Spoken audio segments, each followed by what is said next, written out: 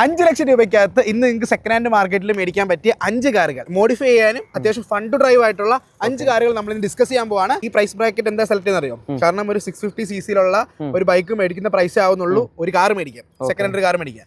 അപ്പൊ മിക്ക ആൾക്കാരും നോക്കിയിരിക്കുന്ന ഒരു പ്രൈസ് ബ്രാക്കറ്റ് ആണ് ഇതെന്ന് എനിക്കറിയാം. ഇന്നത്തെ ഈ വീഡിയോ കാണുന്നതോടുകൂടി നിങ്ങളുടെ എല്ലാ സംശയവും 5 ലക്ഷം രൂപയ്ക്കകത്ത് മേടിക്കാൻ പറ്റിയ കാറുകളുടെ തീരുന്നതായിരിക്കും അല്ലേ.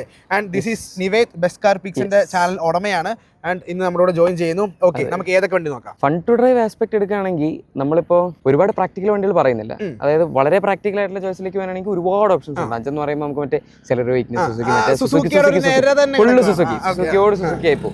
അപ്പോൾ നമുക്ക് practical plus fun to drive ആയിട്ട് പറയാനാണെങ്കിൽ തേർഡ് ജെൻ ഹോണ്ട സിറ്റി വളരെ നല്ലൊരു choice. IVTEC engine 1.5 litre iVTEC എഞ്ചിനാണ് വരുന്നത്. പിന്നെ ഓടിക്കാനാണെങ്കിൽ അതിന്റെ ഷാസി അത്യാവശ്യം ലൈറ്റ് ആണ്. മറ്റേ സെക്കൻഡ് ജനറേഷൻ ഡോൾഫിൻ സിറ്റി കഴിഞ്ഞിട്ട് പിന്നെ ആരോ ഷോട്ടിലേക്ക് വന്നപ്പോഴേക്കും അത്യാവശ്യം നല്ല ഹാൻഡ്ലിംഗ് ആയിക്കോട്ടെ, സ്റ്റിയറിംഗ് ഫീല്, പിന്നെ പവർ. മറ്റന്നത്തെ വീടെക് ഉണ്ടായിരുന്നു, കുറെ കഴിഞ്ഞിട്ടാണ് വന്നത്. ഇതിന്റെ അകത്ത് വെച്ച് നമുക്ക് ഓൾറെഡി ഐവിടെക് എഞ്ചിൻ വെച്ച് വന്നു. ഇപ്പൊ പുതിയ 5th ജെൻ വരുന്നതിന് വരെ സുഖമായിട്ട് നമുക്ക് വേണമെങ്കിൽ അത് വെച്ച് പിടിക്കാം. അത്യാവശ്യം നല്ല പൊട്ടൻഷ്യൽ ഉള്ള വണ്ടിയാണ്. അതപ്പോ ഒരു ചോയ്സ്. ഇത് നമുക്ക് എത്ര രൂപ കിട്ടുമായിരിക്കും? സുഖമായിട്ട് 3-ൊക്കെ കിട്ടും. നല്ല വണ്ടിയാണ്. 5-ന് താഴെ എന്തായാലും നല്ല വണ്ടി കിട്ടും, സുഖമായിട്ട് കിട്ടും. അത്യാവശ്യം 50 കിലോമീറ്റർ അകത്തുള്ള ഓടിയ വണ്ടി തന്നെ കിട്ടും. 50,000 അല്ല, പഴയ വണ്ടിയാണ്, അത്യാവശ്യം ഓടിയിട്ടുണ്ടാവും. ഓടാത്ത വല്ല ഗൾഫുകാരന്റെ വണ്ടി അല്ലെങ്കിൽ അതായത് ഏതെങ്കിലും ഒരു പാവം മനുഷ്യൻ മറ്റേ ടോപ്പ് മോഡൽ പണ്ട് പോയി എടുത്തിട്ട് അങ്ങനെ വണ്ടി കിട്ടുകയാണെങ്കിൽ അടിപൊളി. അതെ, അത് നമുക്ക് ഒന്നും പേടിക്കല്ല, ഹോണ്ടയാണല്ലോ. രണ്ടാമത്തെ വണ്ടി നമുക്ക് പറയാൻ പറ്റുന്നത് ഡെഫിനറ്റ്ലി പോളോ.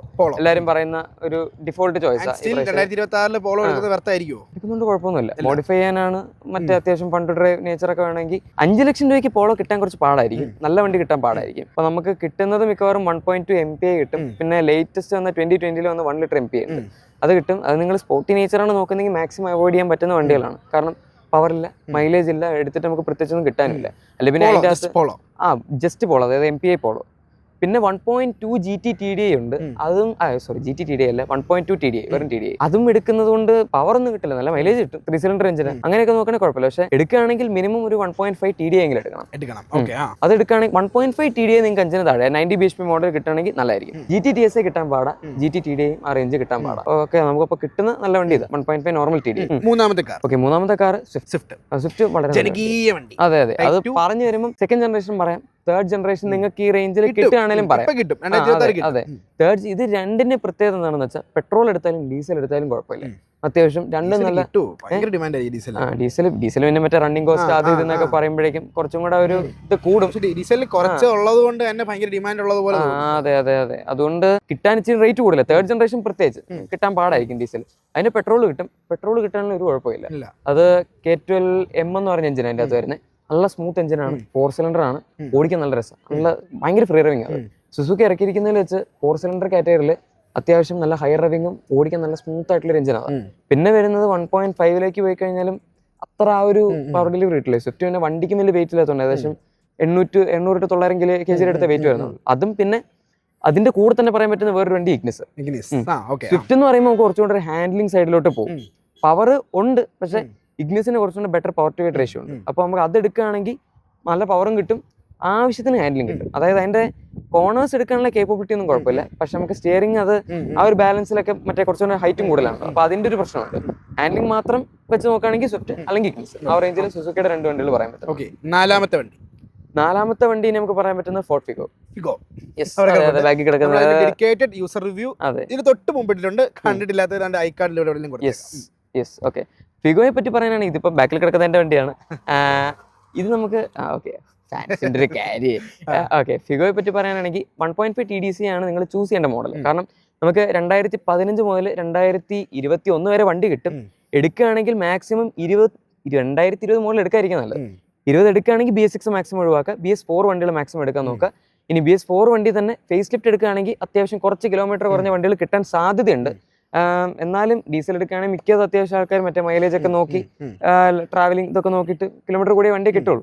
എന്നാലും എടുക്കുകയാണെങ്കിൽ നല്ല സ്മൂത്ത് പവർ ഡെലിവറിയാണ്. ഓടിക്കാൻ നമുക്ക് ഏറ്റവും റിഫൈൻമെന്റിന്റെ കേസിൽ ഏത് വണ്ടി വെച്ച് കമ്പയർ ചെയ്യുകയാണെങ്കിൽ 1.3 DDS ആയിക്കോട്ടെ, ഈവൻ നമ്മുടെ ഫോക്സാന്റെ 1.5 TDI ആയിക്കോട്ടെ, ഈ സെഗ്മെന്റ് വരുന്ന എല്ലാ ഡീസൽ എഞ്ചിനേക്കാളും സ്മൂത്ത് ആയിട്ടുള്ള വണ്ടിയാണ്. പിന്നെ പവർ ഡെലിവറി ഭയങ്കര അത്യാവശ്യം ലീനിയർ ആണ്. ടർബോ ഡീസൽ ആണ് ഡെഫിനറ്റ്ലി. 100 PS പവറും പിന്നെ 215 ടോർക്കുമാണ് വരുന്നത്. 5 സ്പീഡ് മാനുവലാണ്. അത്യാവശ്യം നല്ലൊരു ലീനിയർ ആയിട്ടുള്ള പവർ. ഒരു 1800 RPM മുതൽ 4500 വരെ നമുക്ക് അത്യാവശ്യം നല്ലൊരു പവർ ബാൻഡ് ഉണ്ട്.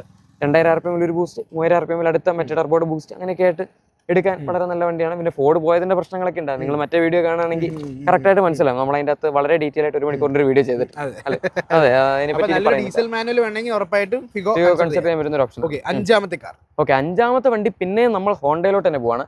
ഇത് ഒരു നിങ്ങൾക്ക് ഭയങ്കര എക്സ്ട്രീം വണ്ടി വേണം. ബ്രിയോ. ഓക്കെ, ബ്രിയോ സ്റ്റോക്ക് വരുന്ന 1.2 പെട്രോൾ എഞ്ചിനാണ്, ഐവിടെക് ആണ്. ഏത് എടുക്കുകയാണെങ്കിൽ ഇപ്പൊ നിങ്ങൾക്ക് എഞ്ചിൻ സ്വാപ്പ് ഒക്കെ ചെയ്യാൻ താല്പര്യം ഉണ്ടെങ്കിൽ ഇതിനകത്ത് 1.5 കൂടുതൽ ആൾക്കാർ ചെയ്യുന്നുണ്ട്. 1.5 സിറ്റിയുടെ എഞ്ചിൻ ഡയറക്റ്റ് സ്വാപ്പാണ്, പ്രത്യേകിച്ച് ഒരു പ്രശ്നമില്ല.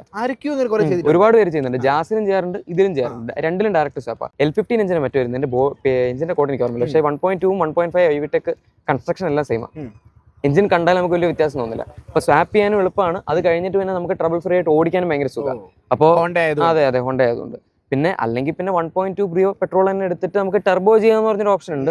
അതും ആൾക്കാർ ചെയ്യുന്നത്. പക്ഷേ കൂടുതൽ സ്വാപ്പിംഗ്. അതെ സ്വാപ്പിംഗ് ആണ് കുറച്ചുകൂടെ നമുക്ക് റിലയബിൾ ആയിട്ട് പവർ ഉണ്ടാക്കാൻ പറ്റിയത്. അപ്പൊ ഈ പറഞ്ഞ ഹോണ്ട ആയതുകൊണ്ട് ഈ പറഞ്ഞ ചുമ്മാ മറ്റേ പ്ലഗ് ആൻഡ് പ്ലേ സെറ്റപ്പ് പോലെയാണ് കൂടുതലും.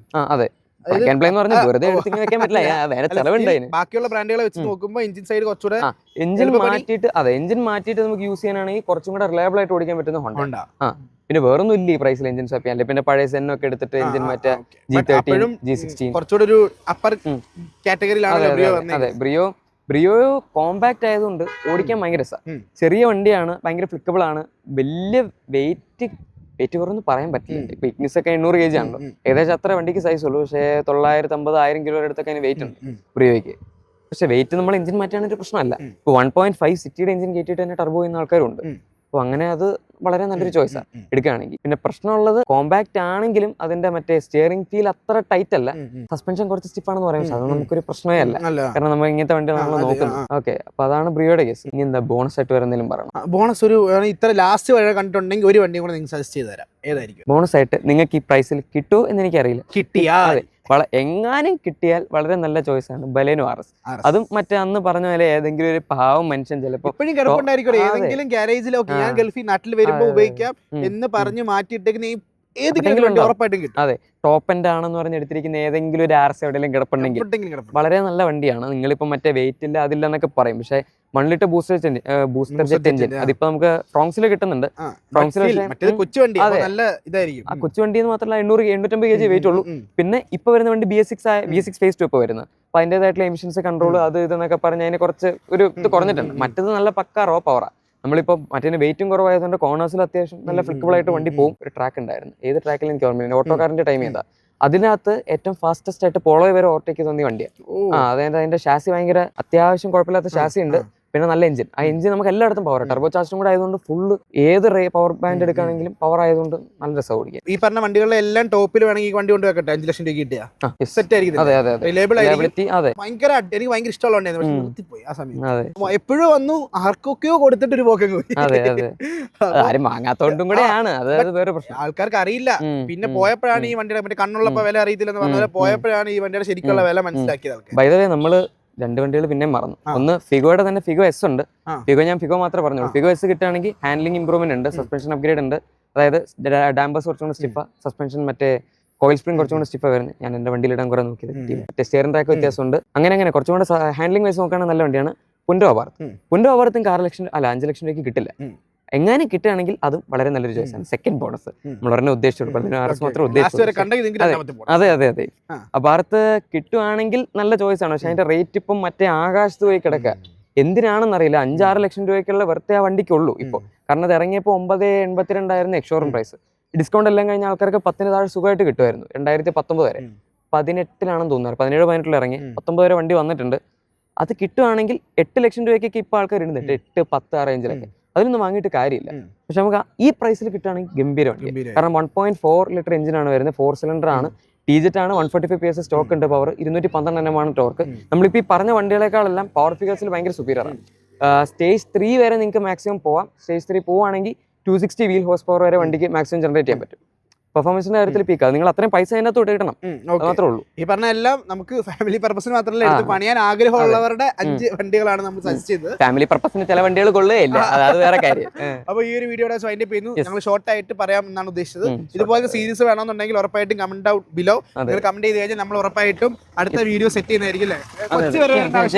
അത്രേ ഉള്ളൂ. നമ്മൾ മാസത്തിൽ 2 വീഡിയോ സെറ്റ് ചെയ്ത് നമുക്കൊരു പ്രശ്നമില്ല. കാരണം നിങ്ങൾ ചോദിച്ചു കഴിഞ്ഞാൽ, നിങ്ങൾക്ക് ഒരു ഓഡിയൻസ് സെറ്റ് ആയി കഴിഞ്ഞാൽ നമ്മൾ ഈ സീരീസ് കണ്ടിന്യൂ ചെയ്യുന്നതായിരിക്കും. അപ്പൊ ഈ ഒരു വീഡിയോയുടെ വൈൻഡ് അപ്പ് ചെയ്യുന്നതിൽ പറയണ്ടോ?